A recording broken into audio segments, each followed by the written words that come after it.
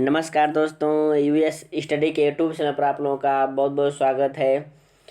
उत्तर मेघ दोस्तों, मेघदूतम की श्रृंखला चल रही है, तो इसमें पूर्व मेघ के संपूर्ण शब्दार्थ सूक्तियों को करार दिया गया है।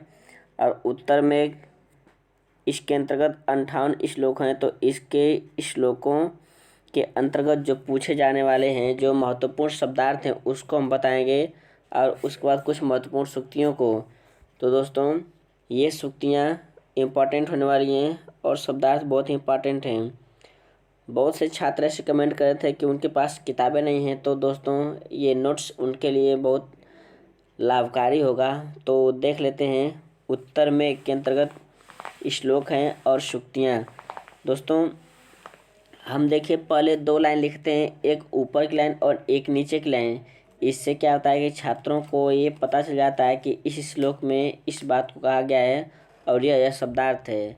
तो जो इम्पोर्टेंट होता है चौथी लाइन, उसको सूक्ति बना करके पूछ लिया जाता है परीक्षाओं में। तो उसी को दृष्टिगत रखते हुए ये शब्दार्थों और सूक्तियों को रखा गया है। तो चलिए देखते हैं अपने टॉपिक की ओर। उत्तर मेघ, जो मेघदूतम का उत्तर मेघ है या उत्तर भाग है, इसमें क्या होता है कि यक्ष मेघ को हिमालय पर्वत पर कैलाश की गोद में बैठी हुई अलका तक पहुंचा देता है और कहता है कि तुम अलका को जानोगे। तो एक लाइन कहता है कि न तुम दृष्ट्वा पुनः अलकाम ज्ञास्ते कामचारिण, तुम अलका को नहीं जान पाओगे, ऐसी बात नहीं है। इस लास्ट श्लोक में ये बात कही जाती है। तो दोस्तों, जब अलकापुरी को देख लेता है, अलकापुरी के बारे में बताता है, तो उत्तर मेघ से अलकापुरी का वर्णन स्टार्ट होता है। अब यहाँ से मेघ को बताता है कि वहाँ के भवन ऐसे हैं, वहाँ की स्त्रियाँ ऐसी हैं, तमाम बातें बताता है यक्ष। तो देख लेते हैं। श्लोक संख्या 1 है, विद्युत्वंतम ललितवंताम चंद्रचापम सचित्रा प्रसादास्त्वां तुलयितुं मलम यत्र तैस्ते विशेषय। तो इस श्लोक में यह बताया गया है कि जो वहाँ के भवन हैं वह बहुत ऊंचे ऊंचे हैं और भवनों में रहने वाली जो स्त्रियां हैं, सुंदरियां हैं, वह बिजलियों से युक्त हैं, बहुत ही सुंदर सुंदर हैं। और वहाँ के भवनों में चित्र बनाए गए हैं, तमाम प्रकार की बातें बताता है। तो देख लेते हैं। विद्युतवंतम, बिजलियों से युक्त, चंद्रचापम, इंद्रधनुष से युक्त, सचित्रा, चित्रों से युक्त, प्रहत, बजना एक प्रकार का यंत्र है, वाद्य यंत्र, जो मूरज जिसे कहते हैं। देखिए मूरज लिखा है, मृदंग वाद्य यंत्र, यह बजता रहता है। जैसे मेघ के अंदर गर्जना रहती है, उसी प्रकार से मूरज वहाँ बजता रहता है प्रसादों में, वहाँ के भवनों में। प्रसादामीश भवन यानी अलकापुरी के भवनों में मूरज एक प्रकार का वाद्य यंत्र बजता है। श्लोक संख्या 2 देख लेते हैं। 2 दोस्तों देखिए बहुत ही इंपॉर्टेंट है। इसमें तमाम फूलों का वर्णन किया गया है। तो देखिए लिखा है कि हस्ते लीला कमल अलके बालकुंदान विद्धम सीमंते च तदुप गमजम यत्र नीपम बंधुनाम। तोड़ेंगे तो तदुप हो जाएगा,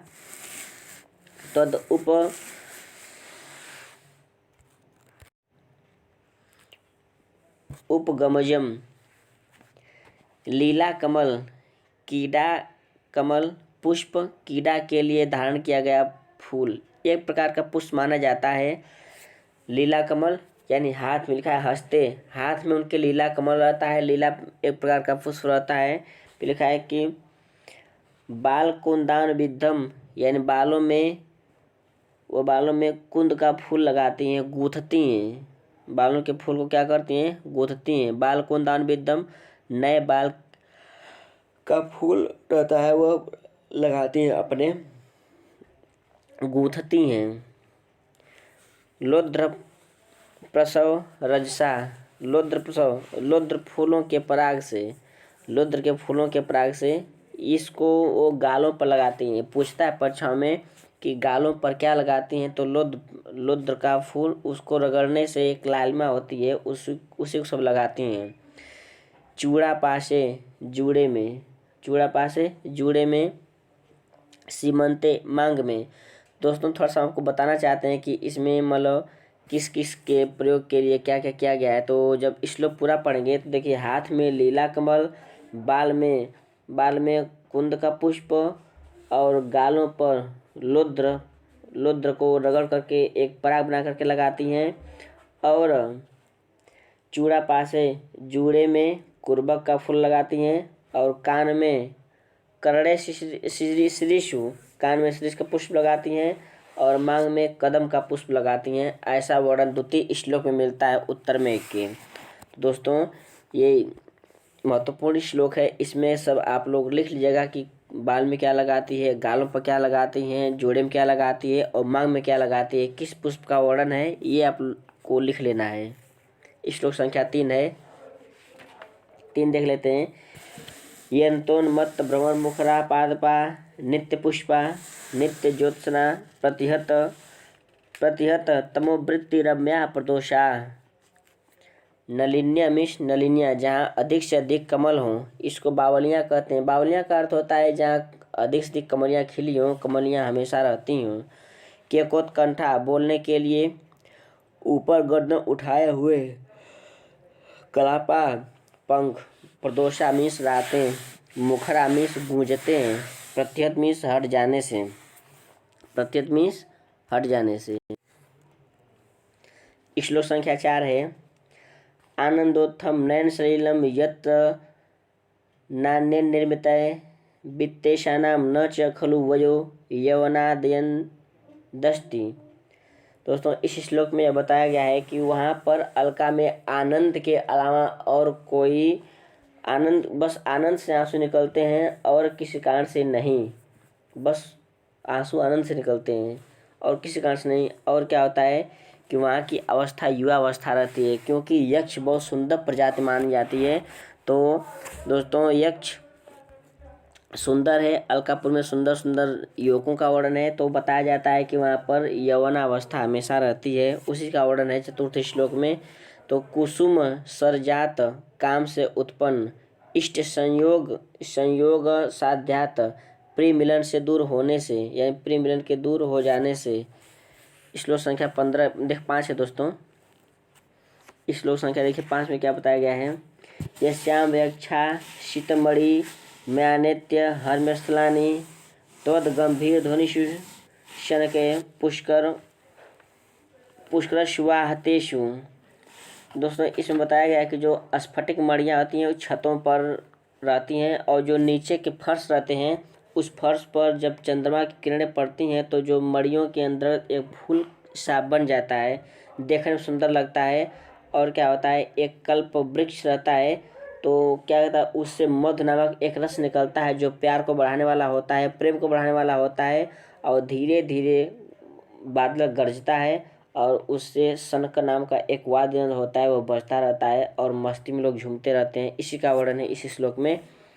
तो शीतमणि मयानी, स्फटिक मणि से बना हुआ, हर्मस्थलानी महलों के छतों पर यानी ऊपर, रतिफल प्रेम बढ़ाने वाला, सनकय धीरे धीरे, सनका में धीरे धीरे, पुष्कर वाद्यंत्र। देखिए 2 प्रकार के वाद्यंत्र का, एक पहले मूरज आया है और एक पुष्कर आया है। बहुत इंपॉर्टेंट है, परीक्षा में पूछता है कि पुष्कर किसे कहते हैं, वाद्यंत्र किसे कहते हैं, मूरज किसे कहते हैं। तो मूरज भी एक प्रकार का वाद्य यंत्र है और पुष्कर भी एक वाद्य यंत्र है। वह तेसु बजाने पर। श्लोक संख्या देखिए 6 में क्या क्या कहते हैं कि मंदा कन्या सलिशिश्रे सभ्यमाना मृद्भि संकीडन्ते मणिभि रमण प्रार्थिता यत्र कन्या।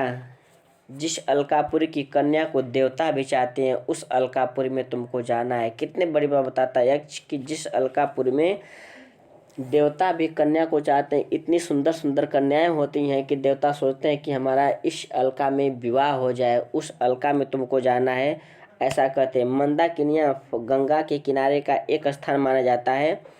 शिशिरे शीतल, सेव्यमाना पली बड़ी हैं, पाली पोसी गई हैं। मंदाराणाम देव वृक्षों की, मुष्टि में मुट्ठी, निक्षेप गुड़े डालकर छोड़ देती हैं। यानी सिकता से जब पूरा श्लोक पढ़ेंगे आप तो इसमें दोस्तों ये बालू में ना एक प्रकार का सोने का बालू रहता है, उसमें सब हाथ डालकर मड़ियों का खेल करती हैं, छुपाती हैं, निकालती हैं। संकीडनते खेलती हैं, संकीडनते मीन्स खेलती हैं। प्रार्थिता चाहते हैं, यानी कनक सिकतासु पढ़ेंगे तो कनक सिकतासु मिलेगा आपको। यानी सोने के बालू में अपने मुट्ठी मुट्ठी भर करके मड़ियों को डालते हैं और निकालते हैं। इस प्रकार का छुपा छुपाऊ का खेल करते हैं वो सब। तो दोस्तों ये बहुत इंपॉर्टेंट है। इसमें एक शब्दार्थ मंदाकिनियाँ गंगा के किनारे, ये इंपॉर्टेंट श्लोक है, याद रखिए, इंपॉर्टेंट लिखिएगा क्योंकि परीक्षा पूछता है कि मंदाकिनियाँ वाला श्लोक, तो ये इंपॉर्टेंट है। शिशिरे शीतल से माना पली बढ़ी पाली पोसी गई, मंत्राणाम वृक्षों की मुष्टि मुष्टि निक्षेप गोड़े डालकर छोड़ देती हैं। संकीर्णते खेलती हैं, प्रार्थिता चाहते हैं, देवता लोग भी चाहते हैं कि हमारा इस अलका में शादी। निबंध वसित सलिलम यत्र बिंबाधाराम ही मूढ़ानाम भवती विफल प्रेरणा चूर्ण मुष्टि। दोस्तों इस श्लोक में बताया गया है कि जो प्रेमी होते हैं यक्ष, वहाँ पर रात में क्रीड़ा का वर्णन करते हैं तो बहुत मड़ियों के उजाला होने के कारण स्त्रियां अपने मुट्ठी से अपने चूड़ को लेकर के प्रदीपों पर फेंकती हैं, उजालों पर फेंकती हैं कि उजाला बुझ जाए, शांत हो जाए, मतलब लाइट बंद हो जाए, लेकिन ऐसा होता नहीं है। तो नेवी मीन्स होता है गांठ, उच्छ्वासित खोल देने से। बिंब मीन्स लाल, अधर मीन्स ओट। बिंबाधराणाम पढ़ेंगे तो आएगा बिंबाधराणाम लाल ओट। अनिवृत्त बिना डरे या चंचल हाथों से, आप बिना डर के या चंचल हाथों से। अक्षिपत्सु हटाने पर, अक्षिपत्सु हटाने पर। अर्चिष्टुंगान चमकीले देदीप्यमान। हिमुरानाम लज्जा से। चूर्ण मुष्टि मुट्ठी भर सोने का चूर्ण, यानी एक मुट्ठी सोने का चूर्ण प्रदीपों पर डालती हैं, तो वही लिखा है चूर्ण मुष्टि मुट्ठी भर, मुट्ठी पूरी मुट्ठी चूर्ण मुट्ठी भर चूर्ण। श्लोक संख्या 8 देख लेते हैं। नेत्रानेता सततगतिना यदमेवानाग्रम याग्रभमी धूमोदगारानुकृति निपुणा जजरा निष्पतंती। इसमें दोस्तों यक्ष कहता है मेघ से कि तुम किसी प्रकार से निकल आना, यानी वह किसी धूम लिखा है धूमोदगारानुकृति, यानी जिस प्रकार से धुएं निकलते हैं उसी आकृति में बाहर आने के लिए कहता है। तो दोस्तों देखिए, सतत गतिना वायु के द्वारा, सतत गतिना वायु के द्वारा। विमानाग्र 7 महलों के, यानी ऊंची ऊंची 7 मंजिला महलों को बताया गया है कि भवन जो है, तो जो विमान लिखा है सतत विमानाग्र ऊंचे ऊंचे महल, और सतत गतिना वायु के द्वारा। आलेख्यानाम चित्रकारी शंका स्पृष्टा भयभीत शंका हो जाती, यानी जब बादल घर में घुसता है तो चित्रकारी को बिगाड़ देता है, तो युवतियों को शंका हो जाती है। युवतियों क्या में कोई शंका होता है कि हमने चित्रकारी बिगाड़ दिया तो हो सकता है हमको न डांट पड़े। उद्गार अनुकृति निकलने का अनुकरण। जलमुच मेघ, जलमुच मेघ, जल मीन्स होता है जल, मुच मीन्स होता है छोड़ना, तो जल को छोड़ना अर्थात मेघ। निष्पतंती निकलते हैं, मेघ निकलते हैं। श्लोक संख्या 9 देख लेते हैं क्या है 9 में। यत्र स्त्रीणाम प्रेतम भुजा लिंगनुक्षवासिताना व्यालुपंती अस्फुट जललव चंद्रकांता। दोस्तों इस श्लोक में यह बताया गया है कि जो सूरत जनित स्त्रियाँ होती हैं, जो अंगों में उनके थकावट आती है, काम क्रीड़ा के बाद रात में जब थकावट आती है तो जो चंद्रकांत की मड़ियाँ होती हैं उससे टपकने वाले जल से उनकी थकान दूर होती है। इसी का वर्णन इसमें किया गया है। देखते हैं शब्दार्थ में। सूरत जनिता रत कीड़ा से उत्पन्न। व्यालुपंती हटा देती हैं, दूर कर देती हैं, थकान को दूर कर देती हैं। चंद्रकांता चंद्रकांत की मड़ियाँ, यानी सूरत जनित जो रत कीड़ा से उत्पन्न उनके अंदर जो थकान होती है उसको चंद्रकांत की मड़ियाँ दूर कर देती हैं। श्लोक संख्या 11 देख लेते हैं दोस्तों, 10 छूट गया है तो 11 देख लेते हैं। गत्युत्कंपा दल कपति तैर्यत्र मंदार पुष्प नैशो मार्ग सवितरुदय सूच्यते कामनी नाम। कामिनी नाम। इसमें बताया गया दोस्तों कि इस श्लोक में बताया गया कि जो कामिनी होती हैं, जो अभिसारिकाएँ होते हैं, रात में अपने प्रियतम से मिलने जाती हैं तो उन्हीं के रास्ते का वर्णन है। तो जाती है, उनके कानों से कहीं फूल, कहीं कनक गिर जाता है, कहीं कर्णाभूषण गिर जाता है। इसी का वर्णन है कि जब मिल कर के आते हैं तो जल्दी जल्दी चलने से, तो पढ़ेंगे तो गत्युत कंपाद, तेजी से या गति से चलने से उनके गिर जाते हैं, आभूषण गिर जाते हैं, ऐसा पता चलता है। सुबह में ऐसा मतलब प्रतीत होता है कि कोई कामनी इधर से गुजरी हुई है। देख लेते हैं। कर्ण विभ्रमशी से भी कान से खिसक गए हैं।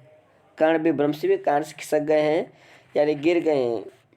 नैश, जिसका संबंध रात्रि से हो, नैश जिसका संबंध रात्रि से हो, या कह सकते हैं रात। इस श्लोक में दोस्तों बताया गया है, श्लोक संख्या 12 है। वासस चित्रम मधु नैनोर्विभ्रमा देश दक्षम मेकशूते शकलम बलामंडनम। कल्प वृक्ष तोड़ेंगे तो शकल अवलामंडन हो जाएगा। कल्प वृक्ष, इसमें कल्प वृक्ष स्त्रियों की समस्त आभूषण को प्रदान करता है। उसी का वर्णन है कि कल्प वृक्ष ऐसा है, आप अभी पीछे हम बताएं आपको, कल्प वृक्ष से मधु निकलता है जो प्रेम को बढ़ाने वाला एक प्रकार का रस होता है। और अभी इस श्लोक में बताया गया है कि कल्प वृक्ष के द्वारा संपूर्ण आभूषण स्त्रियों को प्राप्त होता है, जो अलकापुर में ही प्राप्त होता है, अलकापुर में मिलता है। तो यक्ष कहता है कि हे मेघ, तुम अलकापुर में जाओगे तो वहाँ एक कल्प वृक्ष रहेगा, उसके माध्यम से वह संपूर्ण सुंदर वस्तुओं को, यानी स्त्रियों के जो गहने होते हैं उसको प्राप्त कराता है, उसी से मिलता है। तो देखिए, उवासा मीन्स कपड़ा, वस्त्र, चित्र मीन्स रंग बिरंगे, कल्प वृक्ष कपड़ा भी देता है, रंग बिरंग के वस्त्र भी देता है। विभ्रमा देश दक्षम, विभ्रम हाव भाव, विलास की शिक्षा देने वाली मधु, विलास शिक्षा देने वाली मधु, यानी मधु एक प्रकार का रस है। सूते प्रदान करता है, देता है, ग्रहण कराता है। कल्प वृक्ष, कल्प वृक्ष, कल्प वृक्ष यह क्या कहता है कि सूते में प्रदान करता है, समस्त स्त्रियों को आभूषण प्रदान करता है, आभूषण देता है कल्प वृक्ष। श्लोक संख्या 14 देख लेते हैं। 13 दोस्तों, 12 के बाद 14 आ गया है। 13 यह श्लोक दोस्तों यह प्रक्षिप्त माना जाता है, तो 14 का वर्णन आता है। देख लेते हैं 14 में। 14 क्या है? मत्वा देवम धनपति सुखम यत्र साक्षात वसंतम तस्यात् आरंभ चतुर्वंता विभ्रमरेव सिद्ध।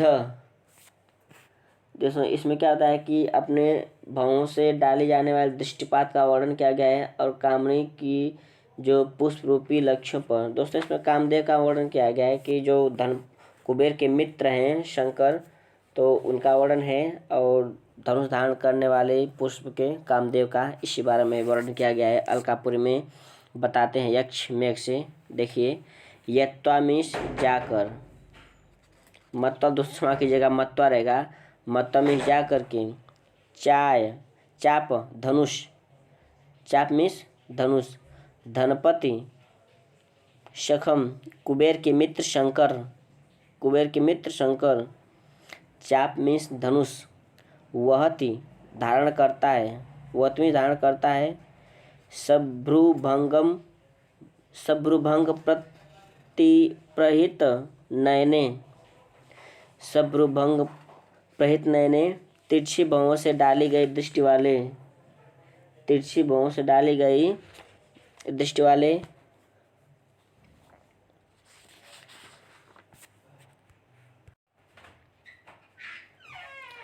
कामिलक्षेषु षट्पदज्यम, जिसकी प्रत्यंचा भौरें हो, जिसकी प्रत्यंचा भौरें हो। तो लिखा गया षट्पदज्यम, षट्पदज्यम जिसकी प्रत्यंचा भौरें हो।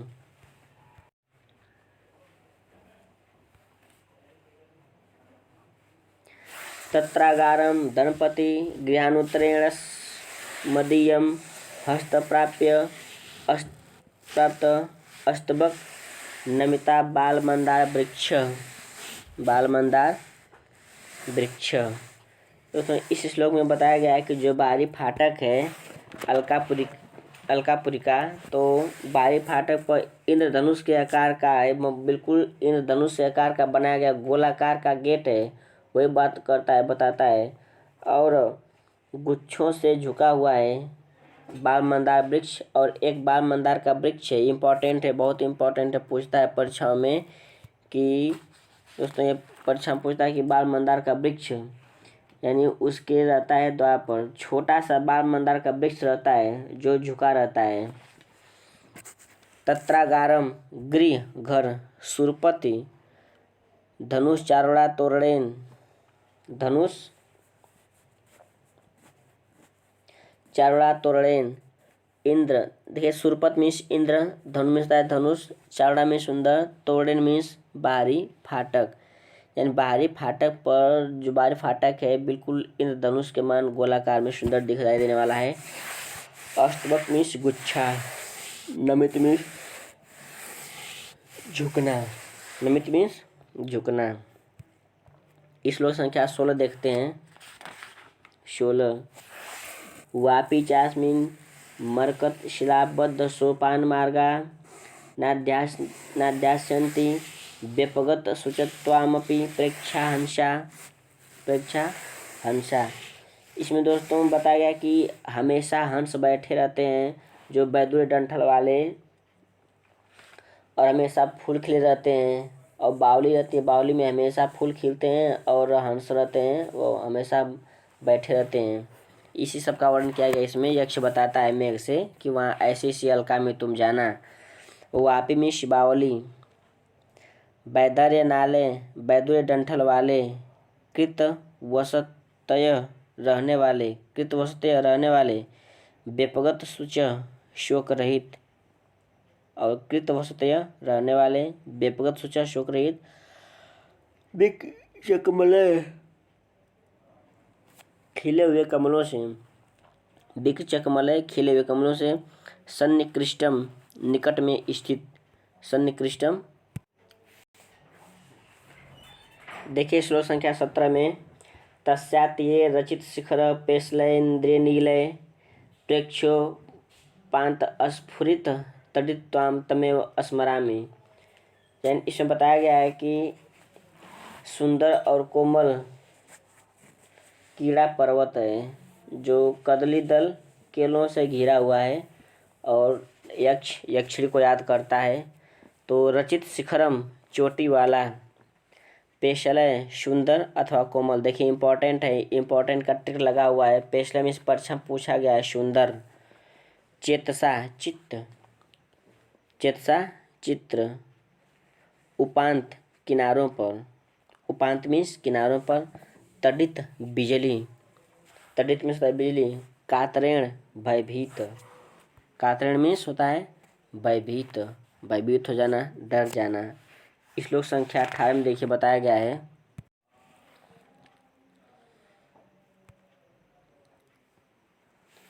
रक्ताशोकश्चल किशलय केशरचात्रकांत कांक्षत्यन्यो वदन मदिराम दोह दक्षद मनास्या।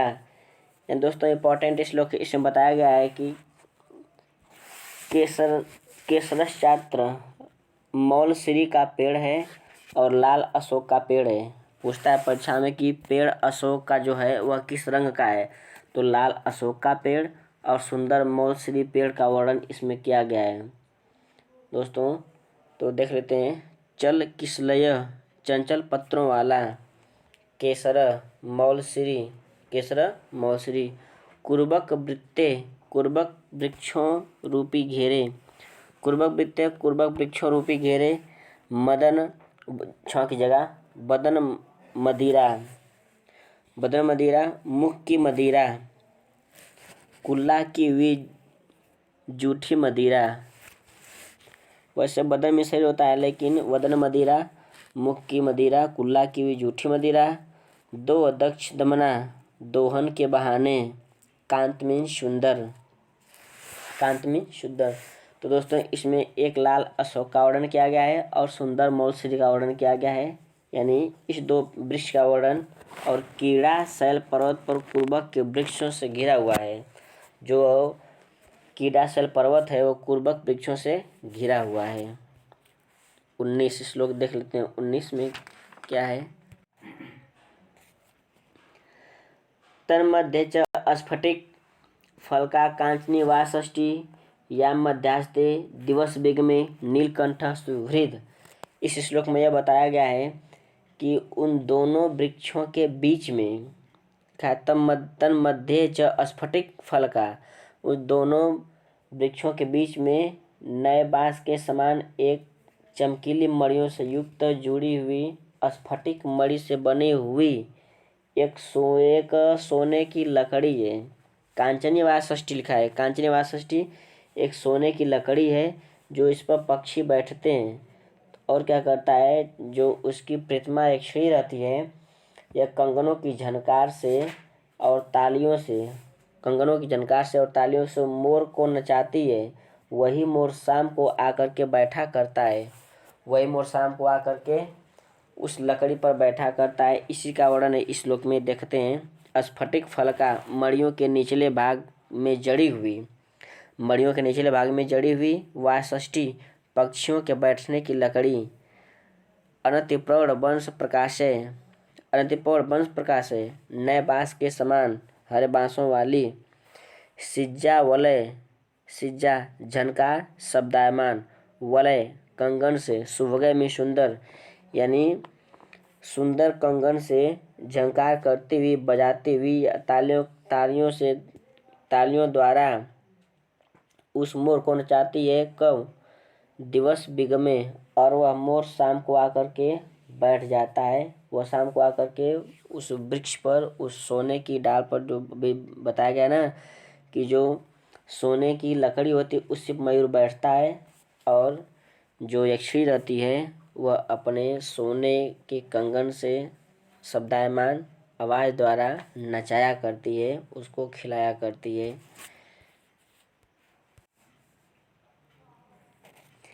ए विषादो हृदय नीते लक्षणे लक्ष्य था सूर्यापाए न खलु कमलम पुष्यति स्वाम व्याख्याम। दोस्तों इस श्लोक में बताया गया है कि दरवाजे के दोनों ओर आकृति बनी हुई है। तो द्वार के अगल बगल, यानी दरवाजे के अगल बगल आकृति बनी हुई है। और शंख और पद्म नामक विधियों को देख करके ऐसा प्रतीत होगा, जो शंख और पद्म दो प्रकार की विधियों को देख करके प्रतीत होगा कि तुम पहचान लोगे अलका नगरी है, यही अलका है। और वह मेरा भवन ऐसे शोभाहीन हो गया है जैसे सूर्य किरण उगने पर कमल अपनी शोभा को खो देता है। उसी प्रकार से मेरे न रहने पर हमारा भवन बिल्कुल शोभाहीन हो चुका है।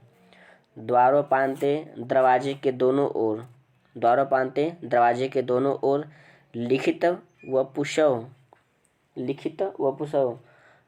लिखी गई आकृति वाले, यानी दरवाजे के दोनों ओर आकृति लिखी गई है, जिससे यह पता चले कि यह यक्ष का घर है और इसमें यक्षी रहती है और यही अलकापुरी है।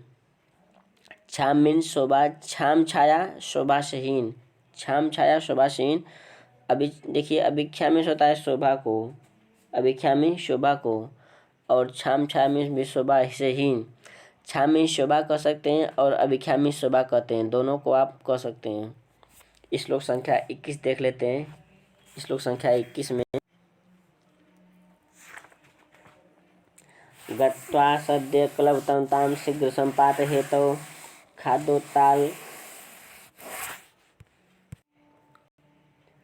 खादोत्ताली विलसित निभा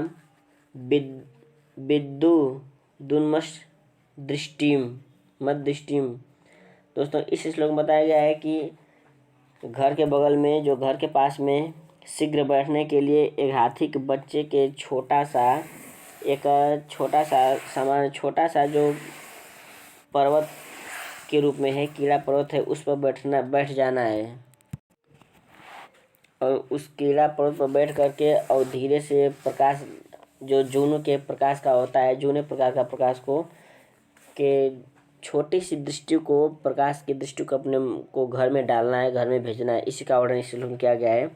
कलम मीन्स होता है हाथी, तंता मीन्स बच्चे के समान, हाथी के बच्चे के समान। कलम मीन्स हाथी, तंता मीन्स बच्चे।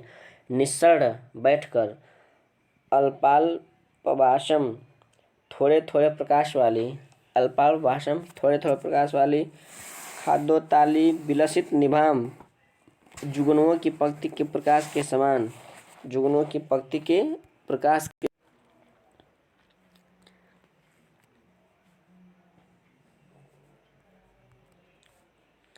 तन्वी श्यामा शिखरी, शिखरी दर्शना पक्वबिंबाधरोष्ठी या तत्र स्यादुवत विषय सृष्टिरादेव धातु। दोस्तों देखिए 22-23 श्लोक नीचे पर हो गया है, पहले 22 को देख लेते हैं। इसमें यक्षिणी की सुंदरता का वर्णन किया गया है कि पके हुए बिंब के समान ओष्ठ वाली है और शिखर दसना नुकीले दांतों वाली है और तन्वी श्यामा दुबली पतली है और मध्य श्यामा पतली कमर वाली है। चकित हरणी प्रेक्षणा और हिरणी के समान दृष्टि वाली है। श्रेणी भार दल संगमना नितंबों के भार से धीरे धीरे चलने वाली और सृष्टि रादेव रचना पहली रचना है, सृष्टि की पहली रचना है। तो यही बताया गया, इस बात इसमें कहा गया है। तन्वी दुबली पतली, श्यामा नवयुवती नवेली, शिखरी दसना नुकीले पतले दांतों वाली, शिखरी दसना नुकीले पतले दांतों वाली। पक्व बिंब बिंबा पके हुए बिंबा फल के समान, पक्व बिंबा पके हुए बिंबा फल की तरह ओठ वाली है। निम्न नाभि गहरी नाभि वाली। श्रेणी भारा दल संगमना नितंबों के बाहर से धीरे चलने वाली। सृष्टि राधेय, सृष्टि में रचना, राधेय में पहली, यानी यह पहली रचना है। इस प्रकार से तुम यक्षिणी को देखोगे, इस प्रकार से यक्षिणी होगी। श्लोक संख्या 23 देख लेते हैं क्या लिखा है। ताम जानी थाम परिमित कथाम जीवितम में द्वितीयम जातम जाताम मन्ने शिशिर मथिताम पद्दिनी व अनुरूपाम। तुम इसको अन्य रूप में समझोगे, उसको जानोगे, क्योंकि वो कम बोलने वाली है और बिल्कुल चकवी के समान है और तीव्र उत्कंठा वाली है और दूर रहने से वो बिल्कुल वियोग में है। इस प्रकार की कई बातें बताता हुआ, और दोस्तों सबसे इम्पोर्टेंट बात बताया कि इसमें 16 वर्ष की बाला का वर्णन किया गया है कि बाला, बाला शब्द आता है। तो परीक्षा में पूछता है कि युवती अर्थात यक्षिणी की उम्र, ऐसा पूछता नहीं, लेकिन आप समझिए कि बाला, जो बाला होती हैं उन्हें 16 वर्ष का माना जाता है, उनकी उम्र लगभग 16 होती है। तो दोस्तों इसमें यक्षिणी की उम्र पूछा जाए तो 16 माना जाएगा, क्योंकि बाला की उम्र 16 होती है और बाला शब्द करके निर्देशित किया गया यक्षिणी को। तो बाला के रूप में आप 16 वर्ष समझ सकते हैं। गाढ़ोत्कंठाम तीव्र उत्कंठा वाली, गाढ़ोत्कंठाम तीव्र उत्कंठा वाली। शिशिर मथिताम पाले से मारी हुई, शिशिर मथिताम पाले से मारी हुई। अनुरूपाम, अनुरूप में देखोगे तुम बदले हुए रूप में देखोगे, बिल्कुल बदली हुई दिखाई देगी, बदली हुई प्रतीत होगी, बिल्कुल दुर्बल हो गई है, कृश हो गई है यक्ष के वियोग में यक्षिणी। नूनम तस्या प्रबल रुतोच्च नेत्रम प्रियाया इंदो इंदोर दैन्यम, इंदौर तोड़ के जाएगा कि इंदो दैन्यम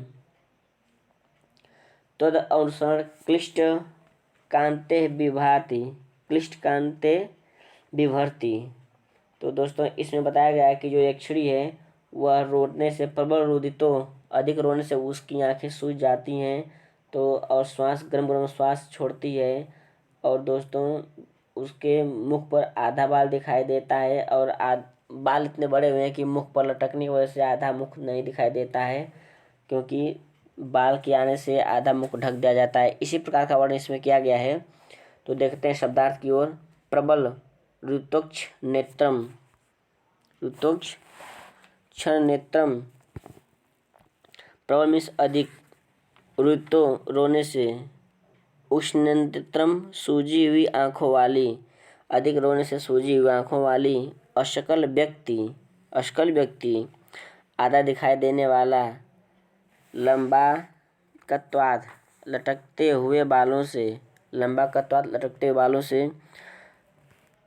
त्वदनुसरण क्लिष्ट कांते, तुम्हारे द्वारा गिर जाने से, यानी मैं के द्वारा ढक जाने से, दैन्य दीनता, दैन्य मीन्स आलोके ते निपतति पुरासा बलिव्याकुला वा कंचिद भर्तु स्मरशिरस्के त्वं हि तस्य प्रियेति। इसमें यक्षिणी पूछती है, इसमें दोस्तों यक्षिणी का कि मतलब बताते हैं कि यक्षिणी पूछती होगी कि तू प्यारी इस प्रकार पिंजरे में रहने वाली मैना से पूछती हुई मेरी प्रिया को देखोगे, क्योंकि वह पूछती है कि क्या तुम भी प्रिय को याद करती हो। तो इसमें इसका वर्णन किया गया है, मैना के द्वारा पूछने का सारिका का वर्णन है कि सारिका द्वारा पूछा जा रहा है इसमें।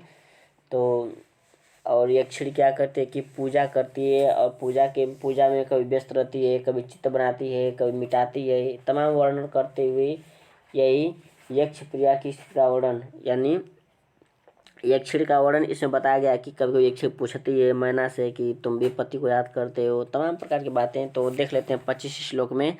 बलि व्याकुला पूजा करने में लीन, बलि व्याकुला पूजा करने में लीन, पंजरस्थाम पिंजड़े में रहने वाली, पंजरस्थाम पिंजड़े में रहने वाली, शारिका मैना, यक्षिणी पूछती है मैना से कि तुम भी याद करती हो। श्लोक में उत्संगे वा मलिनवसने सौम्य निक्षिप्य बीड़ां भूयो भूयः स्वयमपि कृतां मूर्छना विस्मरन्ति। दोस्तों इसमें यक्षिणी क्या करती है कि यक्षिणी का वर्णन करते हैं, यक्ष कहते हैं कि वह मलिन कपड़े पहनी होगी और गोद में बीड़ा रख करके बजाती होगी और चित्र बनाती होगी और आंसुओं के अधिक बह जाने से उसको पोंछती होगी, बीड़ा को बार बार पोंछ रही होगी और बार बार इन्हीं सब क्रियाकलापों को करते हुए वह ऊंचे स्वर में उतार चढ़ाव वाले गीत को गाती होगी और कभी भूलती हुई कभी गाती होगी, इसी प्रकार की क्रियाकलाप करती है। तो देख लेते हैं इसमें।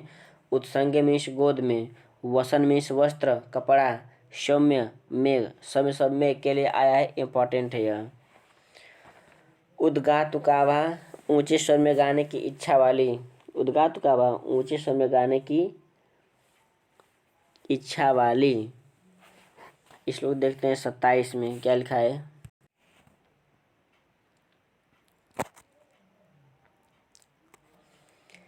श्लोक 27 देखिए दोस्तों। शेषान मासान विरह दिवस अस्था परितस्यावधेर्वा विन्यस्यन्ति भुवि गणन्या देहली दत्त पुष्पे मत्संगे वा हृदय निहितारंभ मास्वादयन्ति प्रायेणते रमण बिहरेषु अंगनानां विनोदा। दोस्तों इसमें यक्षिणी के बताया गया है कि वह देहली पर जो पुष्पों को रखकर गिनती करती है। तो देहली का अर्थ होता है दरवाजे के चौखट के नीचे वाली लकड़ी, वहीं पर फूलों को रख कर के गिनती करती है कि इतने दिन शेष रह गए हैं, इतने दिन में प्रियतम आएंगे, इतने दिन में मिलन होगा। इस प्रकार के वह अपने दिनों को काटती हुई भूलती हुई इस प्रकार से अपना दिन काटती है। तो इसी का वर्णन इस श्लोक में किया गया है। अवधे निर्धारित समय, अवधे मीन्स निर्धारित समय, विन्यस्यन्ति रखती हुई, देहली दत्त पुष्पे, देहली दरवाजे के चौखट के नीचे वाली लकड़ी, दत्त मीन्स रखकर, पुष्प मीन्स फूलों से, यानी देहली पर फूलों को रख करके अपने दिनों को गिनती है और गणना करती है। श्लोक संख्या 28 देख लेते हैं। सव्यापाराम हरि न तथा पीडेन मद्वियोग शंकरात्र गुरुतशुचम शकिते तामुनिद्रां वनिशयनां सौंदवातायनस्थ। इस श्लोक में बताया गया है कि हे मेघ, तुम झरोखे पर बैठ करके और देखना वो उष्टी नींद में सोई होगी और क्या करेगी कि रात में तो दिन उसका कट जाता होगा काम में व्यस्त होकर के, लेकिन रात बड़ी हो जाती होगी, गुरु हो जाती होगी, क्योंकि दिन रात में कोई भी मनोरंजन का साधन नहीं रहता है। इसी का वर्णन है इसमें।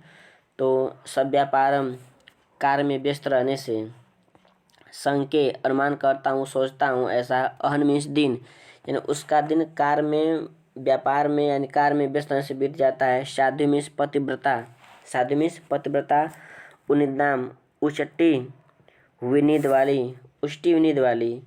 अवनी सैनाम धरती पर सोई हुई, अवनी सैनाम धरती पर सोई हुई। वातायनस्थ जरखों पर बैठ करके। सन में होता है भवन। वातायनस्थ 2 बार देखिए आया है कि वातायनस्थ वातायनस्थ। सन में होता है भवन, यानी भवन के झरोखों पर बैठ करके। तो दोस्तों ये रहा देखते हैं 29 श्लोक देख लेते हैं क्या है। स्निग्धा सख्यकमपि त्वनातं मोक्षन्ति तन्वी कांता सुप्ते सती पजने बीत निद्राम पेक था। दोस्तों इसमें बताया गया है कि यक्षिणी क्या करती है कि जब यक्षिणी सो जाएगी उस नींद में, तब उसके पास तुम पहुंच जाना। मेघ ऐसा यक्ष ऐसा कहता है मेघ से। तो मोक्षन्ति छोड़ती होगी, एक प्रख्या एक जैसी, उपया उसके पास पहुंच जाना। बीत निद्राम जिसकी नींद खुली हुई है, उचटी खुली हुई है, तो खुली हुई नींद वाली उसके पास तुम पहुंच जाना, ऐसी यक्षिणी के पास। 29 श्लोक देख लेते हैं।